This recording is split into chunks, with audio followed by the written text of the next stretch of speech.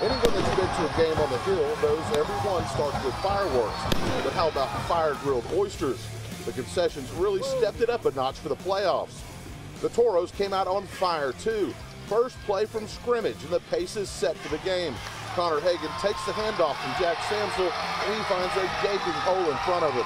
It's off to the races, and nobody will stop him. This is a 70-yard return to the house on the first play of the game, bringing the crowd to their feet.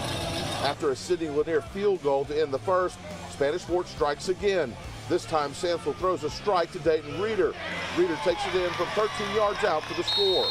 Spanish Fort would extend their lead even further. First play after Spanish Fort recovers a Lanier fumble, Dayton Reeder is once again on the receiving end of a Samsel pass. Reeder takes this one to 59 yards for the touchdown. Late in the second, Chris Abrams gets in on the action.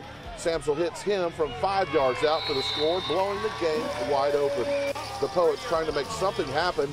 The ball is stripped by Connor Eubanks, who takes it the other way before anyone knows it. He almost gets in with a 60-yard return, but is caught and dragged down at the 1-yard line. That set up a Samsel 1-yard keeper for the score. Sidney Lanier finally puts the ball in the end zone. At the end of their longest drive of the half, Jacoby Merritt is able to hit the edge and get in from a yard out. But this one will go to the half with the Toros dominating the Poets 35-10. And the Toros would add a couple more scores, and the Poets would get themselves another score, but this one ended 48-26 the final. Spanish Fort on top here on the Hill. A huge win for them. Moving on to round 3, getting past the second round now for 10 straight years. Joining me right now is head coach Ben Blackman with Spanish Fort Toros. First of all, congratulations on a great game. I know the kids are excited. You guys are excited. We talked earlier in the week. You said that this team is protecting the quarterback so he can pass, and the defense is getting turnovers. I saw all of that tonight. You've got to be pleased. Yeah, very pleased with the way our kids came out and performed. You know, they competed their tails off, and that's a testament to their preparation, you know, and, you know, they go day by day, and they just try to get better and do what we ask them to do as coaches. And, you know, my hat's off to our kids and how they came out and performed tonight. This was a big win tonight, obviously, moving on to the third round. It's where you want to be. It's where you're used to being. It's where I know these seniors want to be. Yeah.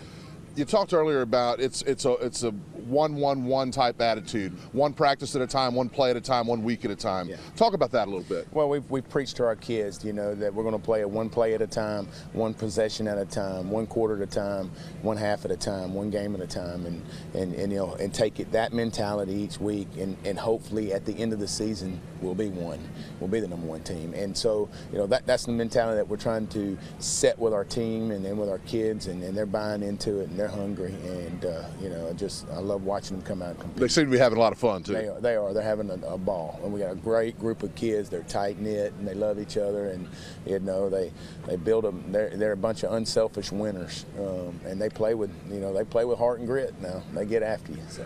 2 home games you've hosted. Now it's on the road to Wetumpka. Your thoughts there?